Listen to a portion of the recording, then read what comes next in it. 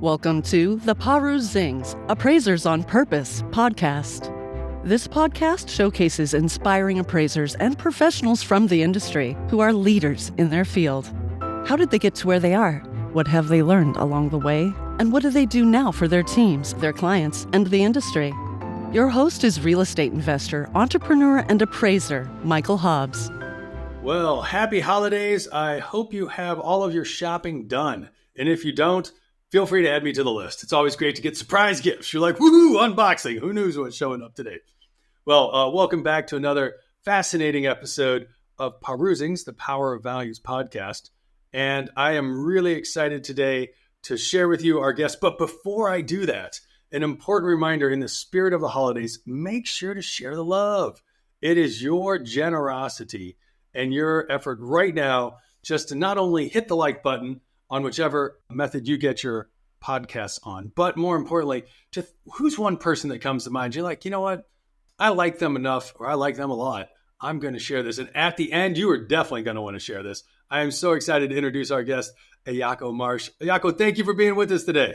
Oh, thank you so much, Michael. I'm happy to be here.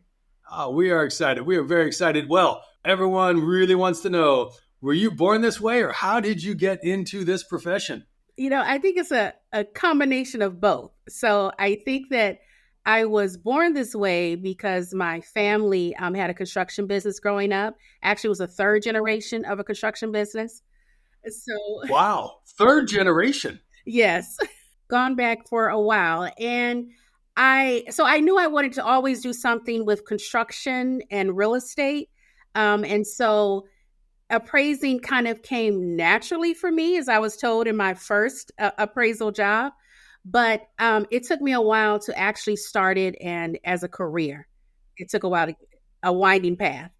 You know, this is what I love about the podcast is there's so many different entry points into this profession. I mean, you're coming in as a third generation real estate professional, and you've been to some degree or another around the construction experience. What do you remember as a little one with the family construction business? You know, reading plans. I remember reading plans.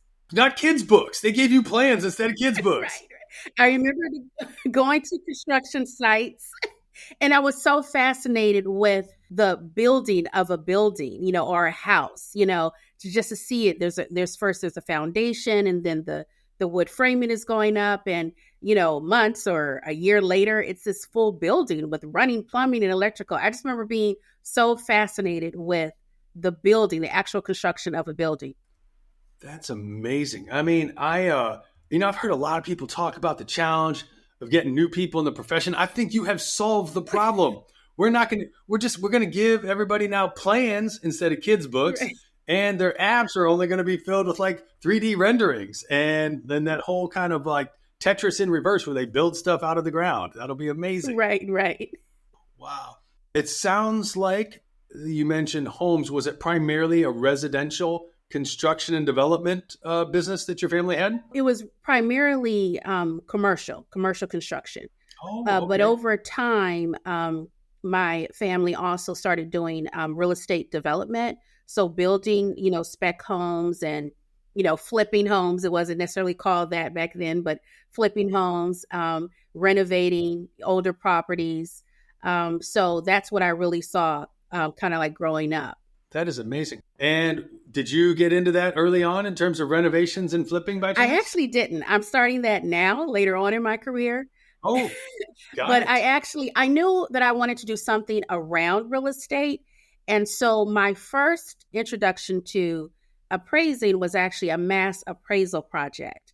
And so it was a friend of one of my fathers that was working with this organization in Atlanta called the Private Industry Council. And they had like a summer program where the city paid like half of the salary, and then the actual industry paid the other half. And so I had a job as a commercial data collector. That's the name of the position. I was a commercial data collector for a mass appraisal firm. And it was appraising the city of Atlanta and Fulton County. Goodness. Now, where in your life were you when you had this opportunity? I was in between colleges. So I had transferred. I was transferring from one college to another. And so it was that summer and one semester in between Yeah, I did it for it was about 6 months. And at the end of it, and I was planning to go to college that next semester, up to Washington, D.C. at Howard University. And the owner of the company said, we really feel like you're a natural and we want to pay for your classes and offer you the training. And if I would have known then what I know now, I would have jumped on it. But I was like, no, not interested. You know what? Hindsight's 2020. Sometimes they even tell me it's 15-15. I wish I had some of it. It's pretty sharp and accurate. So it sounds like you had some of that experience as well. Right. Definitely. Wow, that's amazing. So you get this exposure during undergraduate, and did that pique your interest? Or so it just kind of like, hey, thanks for the job. I appreciate earning some income. How was that experience for you back then? It piqued my interest, but I had a whole nother plan. I was going to Howard, going to Washington, D.C. My dream job was to be the secretary of HUD. That was my dream job.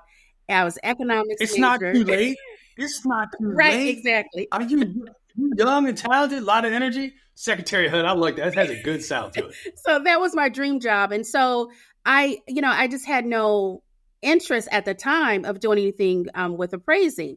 But I went on to graduate, went on to have other jobs in corporate America. I did a lot of work with construction firms, with consulting firms, with private bankings on Wall Street. And I was never really satisfied. And I said, I really think I want to own my own business. I really want to be an entrepreneur. And I was in New York, actually working at a private banking firm. And NYU at the time had appraisal courses in the evening. And it was like a 6-week program, like a semester program. But it was like their continuing education arm of New York University.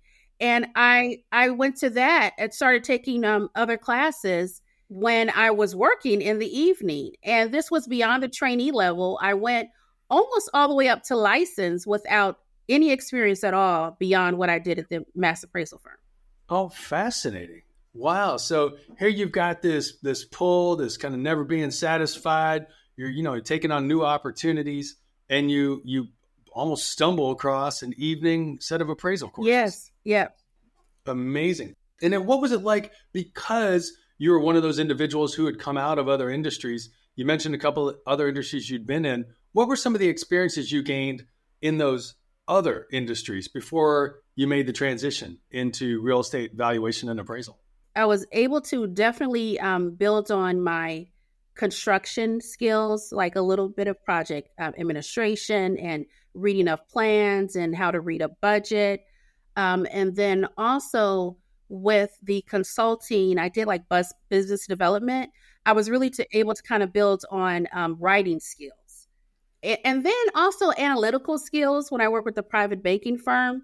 It was, really the analytical skills and just really trying to, when you're appraising, you get that complex assignment, you have to really like, how am I going to find something to support this, how to write it out, how to explain it.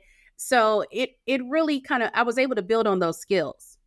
That's a fantastic experience. A lot of people may not understand the difference in all the different types of banking. When you mentioned private banking, what type of institution was that?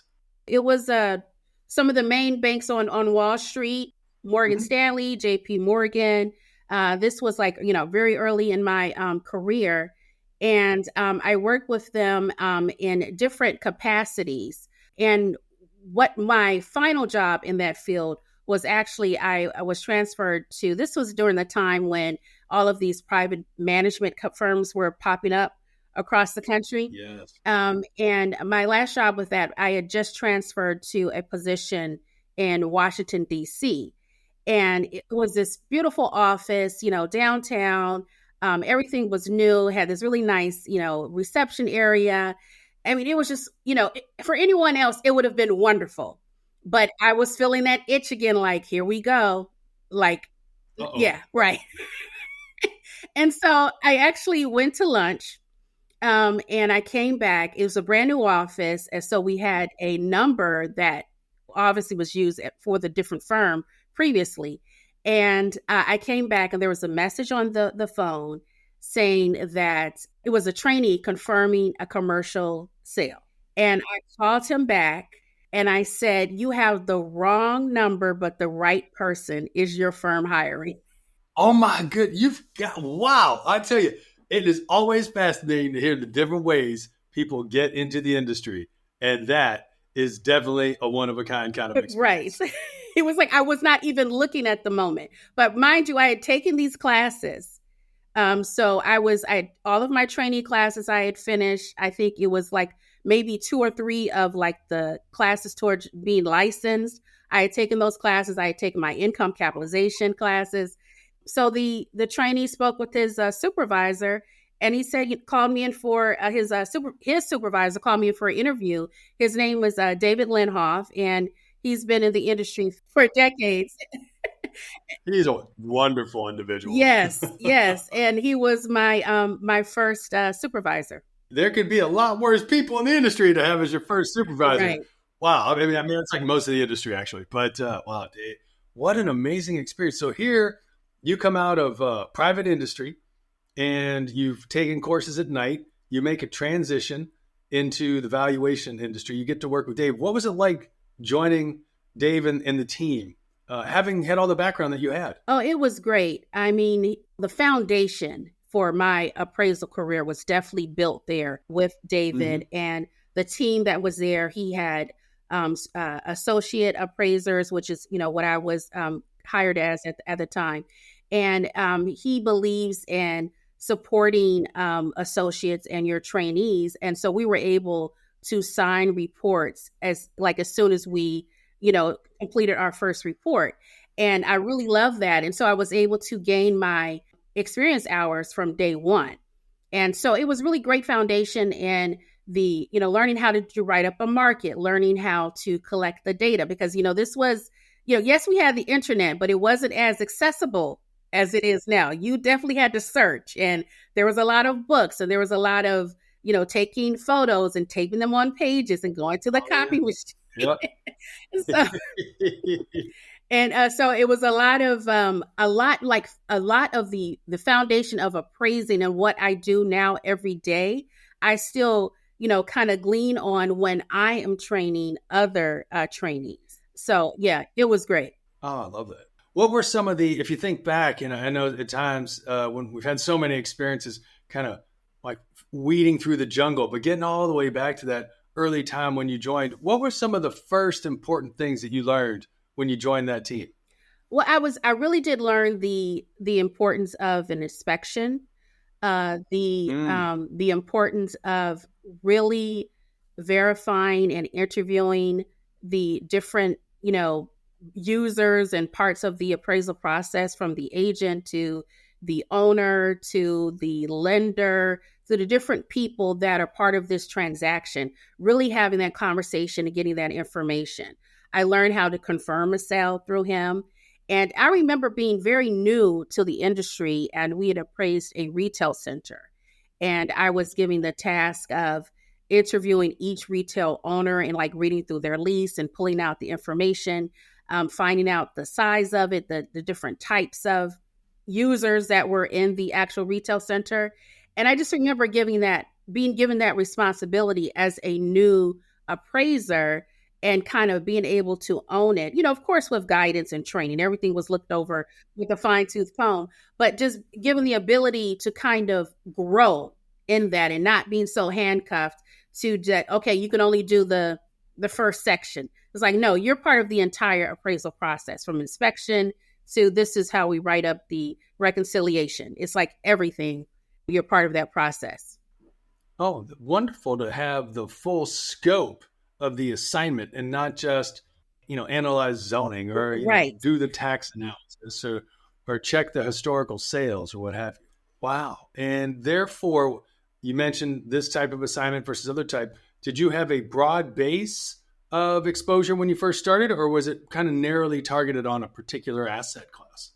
No, I think that's one of the things I really appreciate about that experience. It was everything. We did everything from industrial to data centers were new at that time. We were in Northern Virginia, they were building all the data centers, hotels, apartment buildings, of course, a lot of government buildings and rents Mhm. studies for the different government facilities. So it was a lot. Almost every building type that you could think of, I was able to gain experience with.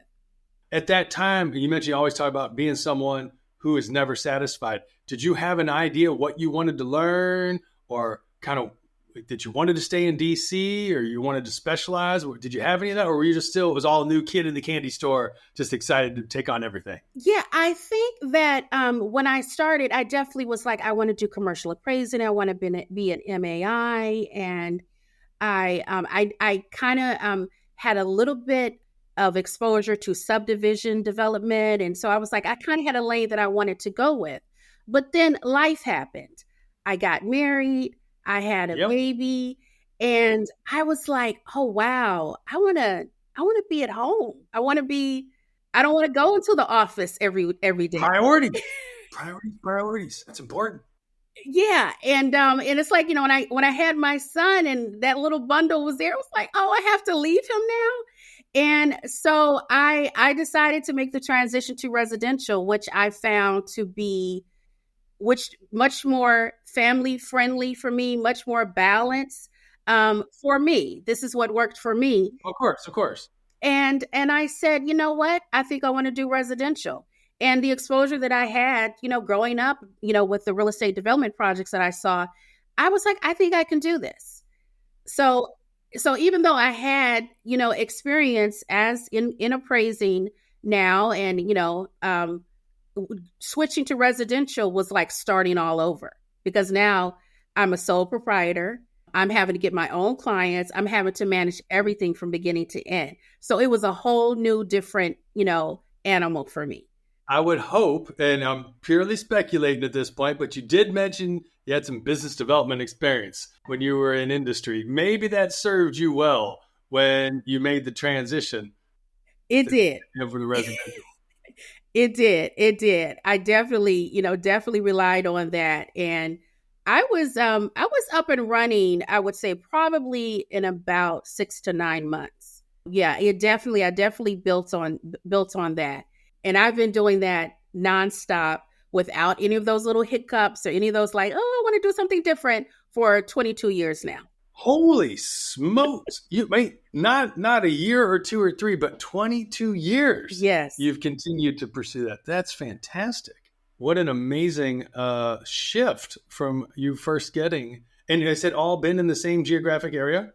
Yes, it's been primarily in the Washington, D.C. area. Yeah. And then, as I mentioned, in our call before this, I recently relocated back to Atlanta, where I'm from.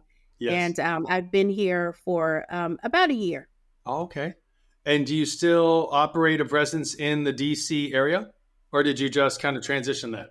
I did, but some clients are kind of calling me back. So I'm doing, I have made contacts with, several trainees, that banks that allow trainees to inspect, and as well as licensed appraisers in the market. So I'm actually just got a call last week about a really nice assignment. So I said, I think I'll fly up for this one. It'll work. So I'm always a fan. You're speaking my love language now. It's like, look, I would love to help you. We just need to make sure to get the expenses taken care of and an appropriate fee for the time and the service. exactly. Yes. So yeah. I'm rebuilding or maintaining a presence there. Just with some clients, but our industry is kind of changing and moving. There's a lot of things that are moving to desktop. So having licenses in more than one jurisdiction and experience in more than one jurisdiction has been very helpful. Oh, that completely makes sense. Given that you had this start in commercial and then life shows up, what a blessing that you receive. You make a transition from one segment of the industry to another. Did you focus on the same type of clients, or did you go for new clients? It was new clients. Yes, I totally switched my clients. And just speaking candidly, being a Black woman in Hmm. this field, Yeah, as we know, there's less than 2% of all appraisers are Black, and less than exactly. 1% of Black women appraisers. And I remember my very first client, it was a struggle to kind of get those clients. And I remember one of the assignments that I had done was for a Black bank in Washington, D.C., called the Industrial Bank. Yes. And I called the loan officer and I said, hey, I am a Black woman appraiser starting out. Do you know of any other Black appraisers that I can train under to finish getting my hours to get to certified? Because in DC, $1 million is typical. So I need to be from licensed and certified. Hey, Dorothy, we're not in Kansas anymore. Right, it's a little different over here in DC. Exactly. So I moved to get to certified very quickly. Yes. And then once I was certified, I called that same bank back and said, hey, I'm ready, to start my own firm. And that was one of my very first clients. And, and it's like in any industry, once you get that one client, then it kind of builds from there. They refer you. Yes. And, pretty soon I was able to kind of build a reputation for myself in the market. Congratulations. That's really both encouraging to hear and inspiring to know that, it's still all about relationships. I mean, I know everybody talks about technology, but, people do business with people. Yes, that's so true. And actually here in Atlanta, I'm part of this like social club here called the Gathering Spot. And so it's like a co-working space. And so I was working there and I kind of overheard someone, speaking appraisal language. And so I was like, are you your ear perked up? Like, right, the ears perked up. Ding, ding, ding. Oh my goodness. I think I heard someone speaking my love language. Right. And so I said, are you an appraiser? He says, no, I'm a loan officer. I'm like, oh, we need to talk. And he was a loan officer, one of the largest banks in the region, and was referred to the person. And now that was one of my first clients here in Atlanta. Oh, gotta love just the power of proximity. Some of the things you least expect open up some of the best doors. That's amazing. And you mentioned one of those early clients in DC was a local bank. Did you tend to stay in the local banking space, or did you veer off into private work, or did you get into litigation, or did you head over towards the AMC space, or did you do all the above or none of the above? I did all of the above. I would say, and when I train like new trainees and I mentor in some way, solo appraisers that are getting into this industry, I always say that you're going to have a balance because, right now we're having a downturn in the market, things are a little slow in the residential space. And so you have to have like more than one, funnel of clients. And so I focus on regional banks. I focus on large banks. I focus on large AMCs, some small AMCs. And it was a combination of all. I also did private work, estate work, probate, pre-listing assignments. And one of the things that I started to really specialize in, because it was happening so much in DC, was a lot of condo conversions. So they take a single family and convert it to like 2 or 3 condos. So I did a lot of that. And also the subject to going back to reading those plans. I'm doing the subject to properties. And over time, I guess the bankers, the lenders are talking to each other. I would get a call and, they would say, hey, we heard about you. We want to invite you to our panel. Because with most clients, and especially with some of the larger banks, there's a list and then there's the list. And so, right. So I got invited. And so, building on that business development skills from, way back when, you get that one large bank client, then you go to the other ones. Hey, just by the way, I also do work for ABC Bank. Yes. And they're like, oh, well, we know what they require. So it's similar to what we require. So yes, you can join us as well. So that's kind of how I built. No, that's fantastic. And I think some of our peers and community members would really appreciate and gain some value of what did you learn early on in the area of business development that's continued to support you and your success over multiple decades. Right. Yeah.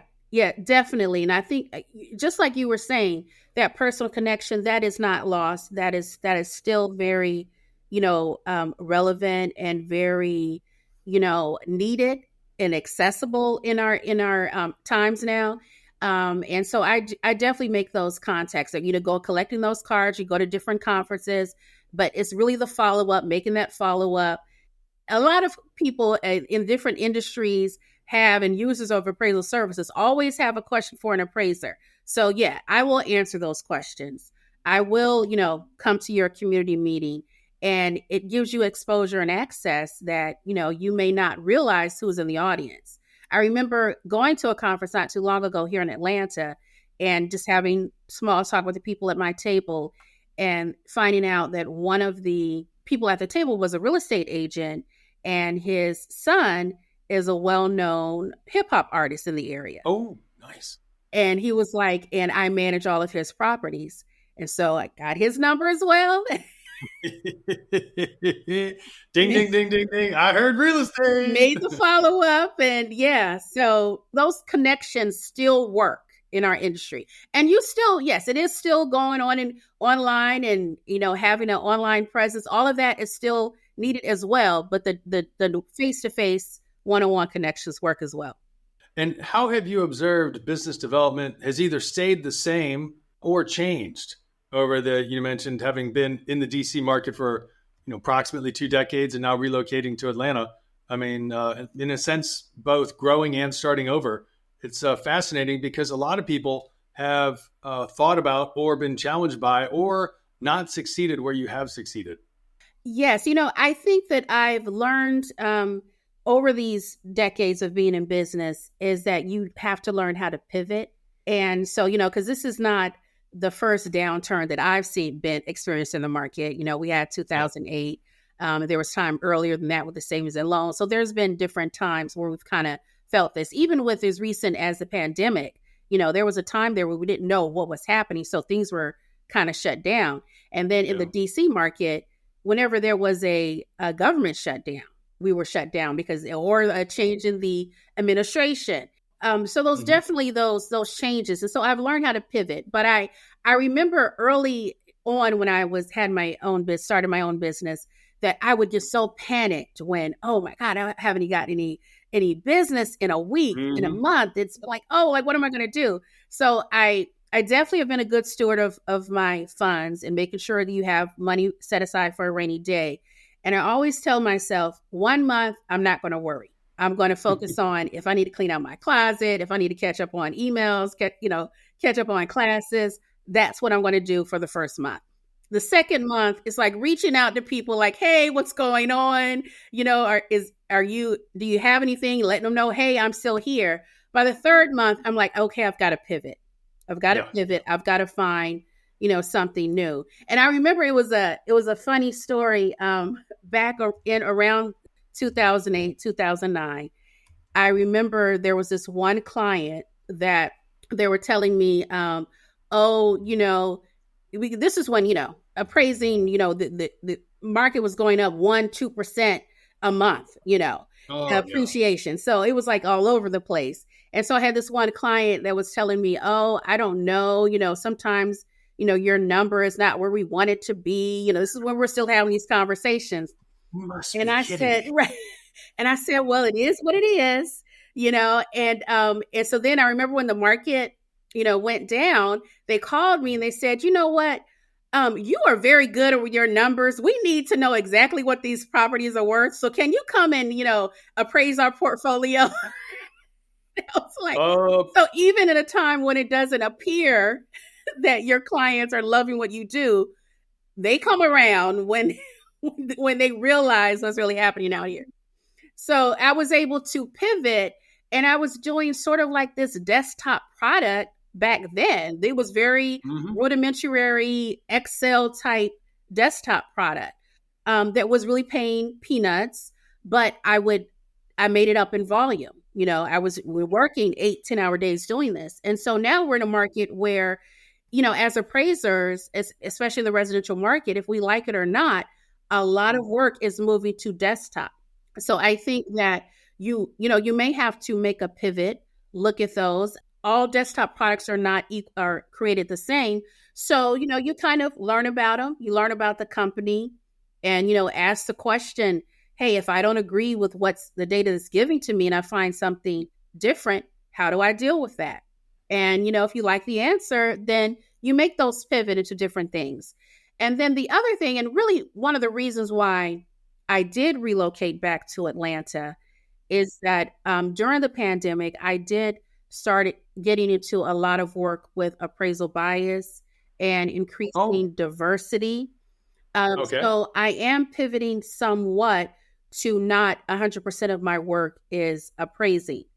So I am doing some consulting and training. And I just felt like Atlanta was a much more comfortable environment for me. And I really appreciate that. And that's this season, that's been one of our intentional choices for our guest invitations are those individuals who started out in appraisal or got into appraisal. And while they may still be in the industry, although they may not be, they are using what they learned to go do something new, else, different, tangential, impactful. Like you picked the descriptor, but there's a foundation of valuation in there. Could you share with us a little bit about how you're using your evaluation training experience and education for some of the consulting work that you're doing now? Yes, so I've done a lot of work with HUD and the PAVE administration, working with Okay. some of their housing counselors on how to understand the appraisal process just in general, how Oh, to okay. then assist their consumers, their homeowners that are in the home buying process or the refinancing process, and about the appraisal process. And then if they feel that there's potentially bias, how to kind of read a report or kind of understand a report. And because most of these agencies have appraisers on staff. But kind of how to review a report for potentially biased, subjective areas of the report. So I've been able to do that. And then the other thing that I do is really talking about the lack of diversity and the Yes. importance of training and giving that Hmm. opportunity. Just going back to my first appraisal job with David Linhoff so many years ago, I had a full circle moment a couple of years ago when I was installed as the president of the DC chapter of the Appraisal Institute, and it was the first Black woman ever to have that role. And David came was part of the installation and the introduction, and he spoke about the conscious choice and decision to give an opportunity to this Black woman, trainee. And so it does have to be intentional. We're talking about diversity, we're talking about diversifying our industry. There has to be some intention there that, you know what, okay, I have a candidates, I have a couple of spaces open. Let me intentionally look for a woman or a minority to fill this space. I appreciate that. And thank you for sharing that. And first of all, thank you for your service. I mean, not everybody has what it takes or is willing to commit to stepping up and leading a chapter. So thank you for your service there. And congratulations on your Oh, accomplishments there. thank you. Thank you. I appreciate that. You're very welcome. So some inquiring minds want to know, as they might say, is the work that you started to get into for consulting, was that pro bono or are you actually compensated to do this kind of work? I would say that probably for about the first year, it was pro bono. Okay, okay. Yes, because it was sort of it was definitely passion, but then it was also Mhm. like I felt that I had to. Like I am an appraiser, I am a Black woman, like I see both sides of it. And that it may not have been given the term appraisal bias. There were some things that I would see over my career. And so I felt like I had to step up to the role, which a lot of Black appraisers are feeling that in our industry. So I definitely, so yes, I would say like the first year was probably pro bono, but now I'm definitely getting into paid roles as a consultant and a advisor on overall strategy and policy, and also developing some of my own products specifically for training. Because when I think about the appraisal industry, I think there's two moments as an appraiser. We're like, okay, what now? And so, I agree. I totally agree. and so I think for one, the first one is I have my trainee license. What now? Like, What okay, now? how do I get a supervisor? Yeah. How do I start my own business? All of that. So how do I grow to become a licensed certified appraiser? And I think that the second one is once you get to that licensed certified, it's like, what now? What now? What do I do now? And so that's when I kind of build on my business development skills on how do you set up your business? How do you your tax ID? Or do you need to be LLC?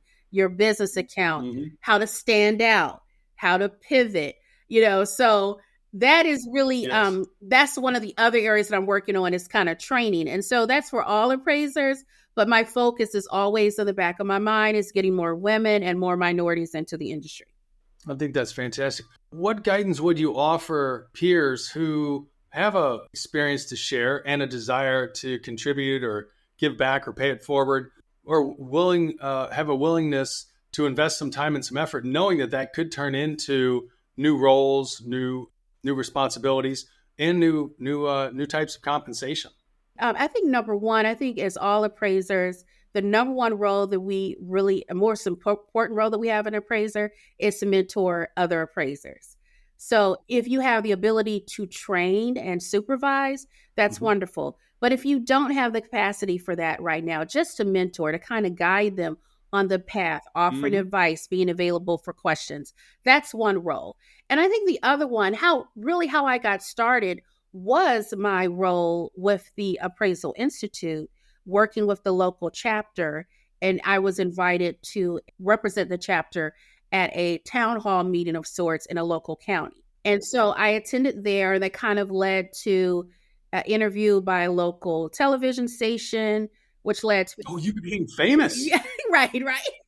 Oh, there's the key. All right, friends, did you hear that? You need to get some airtime Right, yeah. on TV. Still I mean, that counts. really, TV really still helped. And I remember having a conversation not too long ago about something like, oh, I don't really like to be out there too much. And they're like, well, you are Googleable now. You do know that now. And I was like, really? Dr. Google knows that Ayako is out there. Like, there's a couple of YouTubes that are coming up. I'm like, oh, okay. But yeah, I think that, and all of that was that pro bono year. It just, I really called it my year of yes. Is there anything that I can do to kind of help? Because one of the things that I did find is that the typical consumer user of our services, a homeowner looking to buy their first home, there are some gaps there on what they know about the appraisal process. And if I can help to answer some of those questions, then, in this form of a town hall, it's sort of like the meet the appraiser type approach. We also found that a lot of people, who have maybe gone on and already have their professionals in their careers, and they've never heard of an appraiser, and they have no idea what they do. So introducing the younger generations to the appraisal profession. So I think those are the few things that you can do to kind of really put yourself out there, really serve your local community and your local organizations that you're a member of, and it's going to open the doors for opportunities. I think that's a helpful visual path that you paint for people that might not otherwise be exposed to the process, be exposed to the power of pro bono work, and more importantly, to the exposure to people that you don't even know are going to learn about you or learn about what you're doing or might benefit from the information that you're sharing. And then at some point in the future, something arises and like, oh yeah, who Ayako, that's who it was. And then you get that phone call or that email and you're like, oh yeah, love to talk to you. Yeah, that's exactly what happened. Over time, it was like someone find me on LinkedIn or someone find me from an article or YouTube. And it's like, oh, okay. Now, and you get those inquiries. And sometimes there would be, someone that I spent a lot of time talking to people, which turned into nothing. Or a lot of times that I talked to people that there was no, it was all pro bono, but it was that referral to the next person that turned into something. When you mentioned that, this image came to mind. This goes back a number of years ago. And out of the blue, someone who I knew through a social community, had nothing to do with work, reached out to me and said, hey, the Chicago Historical Society is having a panel on real estate and threw out a couple different things. So like, could you be there Thursday? Meanwhile, it was like a Monday. I'm like, yeah, sure. I normally play soccer on that night, but I'll skip the game to go help out. I mean, sure. Anyway, I can kind of help out. And I didn't think much of it. It was a fascinating panel. There were lots of people there on the north side of the city that had shown up for this particular discussion. And a few people came up and talked afterwards. And I didn't think much of it. I was just helping out. And over time, and I'm not talking like a week or a month later, I'm talking like 6 months, a year, 2, 3 years later, people are like, hey, you spoke at that thing. And I'm like, oh yeah, I did. And so I totally appreciate you sharing the power of contributing. Yeah, definitely. And that's exactly what happens over time. It's like, oh, wait a minute. People will kind of like connect the dots and say, I remember you spoke here and then I heard your name here. And I remember you answered the question about this here. So yeah, it definitely builds over time. I think that's fantastic. I wonder, and something else just popped in my head. I'm just going to ask it. Who knows if there's a connection point to it. Do you make an effort to connect with local media, like particular like writers and those that contribute to like newspapers and other publications? Well, I was approached by the New York Times about a year ago. I was featured in an article there on one of the Black women change makers in the industry of the appraisal industry, and that came through LinkedIn. It was a search on LinkedIn is how they found me, and yeah, and then we just kind of like started talking, and then they were able to kind of find other things. But it all started with what happened locally in my community in Washington, D.C. And, it's interesting down here in Atlanta, I heard about another writer who wrote a book. He's from the New York Times called Charles Blow. I can't remember the name of the book right now, Okay. but he talked about almost like a reverse migration that a lot of Black Americans are making, moving back to the South. And I said, wait a minute, I did that. So, but he talks about like, how do we encourage more people to do it? And so someone says, well, you need to have like tours.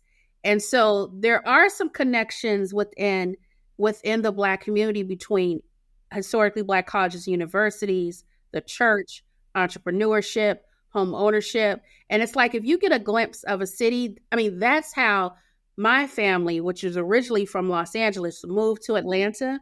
They got a glimpse of Atlanta in the 70s and said, wow, there's some things going on there that we haven't seen anywhere else.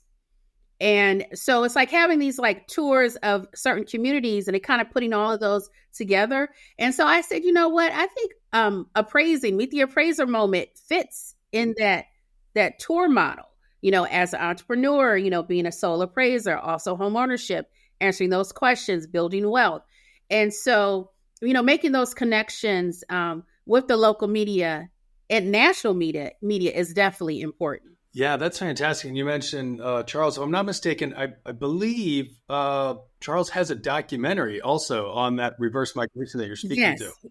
Yes, actually, my hairdresser actually told me about it. She said, you need to watch this because I told her about what I'm doing. Oh my goodness, that's funny. I don't think it was my hairdresser, but it's probably my wife. She's much more informed about all. Well, it's a fun fact. I found her. It was my hairdresser from high school, and I found her when I moved back. The power of the media. Well, I guess exactly. Dr. Google found you and your high school connection. Yes. That's amazing. Yeah. You mentioned one of the other things that you're doing at this point in your career is creating some training. I think that's a fascinating step. A lot of people just stay in the particular lane of maybe valuation, or maybe they're in management, or they're on the production side, or maybe they're in one of the related industries. But you're taking on a new role as well, you said, in terms of creating some training. Could you share a little bit about that to give people some insight and maybe inspiration? Maybe they have similar ideas. Yes, definitely. So I kind of, just started taking a mental note of, the questions that I'm asked most often when someone contacts me. And the number one question is, of course, how to become an appraiser. And there's a lot of resources that are out there, but it still is like not very 1, 2, 3 cut and dry for most people. And so I think one is really how to become an appraiser. That's one of them that I'm developing. That's one of those moments in an appraiser's career. The other one is sort of like what I call the Meet the Appraiser. And this is more for consumers, homeowners, potential homeowners, and users of the appraisal services. So these are more like community town hall type meetings or panels for your community. And then sole appraiser businesses and how to be that solopreneur. Because I think I read somewhere that 2/3 of all appraisers are solo residential appraisers, are solopreneurs. So definitely that. And then the main area that I really work on is appraisal bias. And I have sort of like a appraiser's guide that I developed several years ago. And then there's also a lender's guide and a homeowner's guide. So it's all looking at the same topic from different views. Wonderful. And is that training and education you provide just out in the marketplace, or you do it on a small kind of classroom kind of basis, or is it LinkedIn Live, or what do you do with that? Well, I'm actually working on a combination of all. So, like the how to become an appraiser, I'm working on developing that more like a LinkedIn or like Facebook Live type course. Um, and the other ones right now, or I'm doing them for particular organizations or departments. But I am in the process of developing them in a way that they can be either on demand and also getting approval from different states, like the appraisal bias course. There are several states now that are requiring an appraisal bias course. So looking to get that developed and approved by different states as well. Oh, that's fantastic. So it's a little combination of all. I really appreciate, as you touched on it, and I just will make sure I quote it properly, the never satisfied piece. I mean, you're like, hey, I've been in this same zone for, I thought you said maybe 22 years. And yet a little bit of that's squeaking out right now, creating some of that contribution and changing things up going forward. I feel like it's a theme. It's a theme. But I feel like I've been in this industry for a while now. And I do remember hearing something about someone had done a study on appraisers and a survey of appraisers. And they're like, why do you stay in this career? This is a one industry that people stay in for decades, 20, 30, 40, 50 years. People are still appraising. And, and they were asking me, and I said, I think it's just the balance of it. You can pivot, you can change. And for me, it's not the same thing every day. So yeah, I do feel that creeping in a little bit, but I feel it's a natural progression. I understand. I think a lot of people can resonate with what you just shared. I mean, and given all that you've learned, who you've worked with, who you've been in service of, and what you're doing now, what are you looking forward to or optimistic about over the next, say, 3 to 5 years, Ayako? I'm definitely looking forward to developing programs at historical Black colleges and universities that, once you're graduated, you have the classwork you need to be either licensed or certified. I'm looking forward to PREA, which is helping to break down some of the barriers for women and minorities and people in rural areas to get into the industry, to find that supervisor, get their experience hours. So I'm definitely looking forward to that and what that can produce. And then also the next generation of appraising. I think that we are poised with the technology and new educational path and new interest in the industry to really develop the next level, the next generation of appraisers, which are going to be at some of the highest levels. So I'm really excited about that. That's fantastic. And thanks for sharing that. You remind me of a conversation I was just in about 2 months ago. Just this year, I was asked to join a board of a very established real estate. It's just a broad base of real estate professionals. And they have, I'm really appreciative that organization makes an intentional effort to partner with local colleges to provide partial scholarships to young or future professionals in the area of real estate. And what you're doing, I think, would be a great fit to those 4 universities they partner with here in the Chicagoland area, to the extent that you're doing work outside of Atlanta and DC. Right. Yes. Yeah, definitely. Fantastic. Well, you're welcome. Ayako, this hour has flown by. I can't even believe we're coming up on the hour mark, but I just want to say thank you so much for coming and sharing with us. Thank you. I really appreciate it. Thank you. This has been great. Wonderful. Well, before we go, just an important reminder, as I mentioned to you at the start, I knew by the end you'd be feeling the same way I do, and that is both informed and inspired to go have an impact and make a difference. And I think Ayako's time in the profession and what she's already accomplished, and I would dare say so much of what's ahead, is not just specific to her. Love to see you take on some of that as well. And make sure to share the love of this podcast so you can get that word out. You're like, yeah, I know someone who needs to hear this. Might be you listen to it a second time, but it could be somebody else. So make sure to share this podcast and, of course, like it in the process. Well, as we bring this episode to a close, we just want to say again, thank you, Ayako. Thank you. I really, really enjoyed my time here and hope to be part of the creation of the next generation of appraisers and really supporting them. Yes, your passion and your heart for that really comes through, and we appreciate that. And with that, we'll bring this episode to a close. Thank you all, and until our next episode of Perusing's The Power of Values. Thanks for listening to this week's episode of Perusing's Appraisers on Purpose. We hope you enjoyed learning from the amazing life paths and achievements of our guests. Don't forget to like us on LinkedIn and other podcast channels to hear more from appraisers and valuers regarding their life and their work. If you have any suggestions or questions for future episodes, we'd love to hear from you. Just send us a message on LinkedIn and we'll be sure to get back to you. Thanks again for listening, and until we're together again for the next session of Perusing's Appraisers on Purpose, create the change that you seek.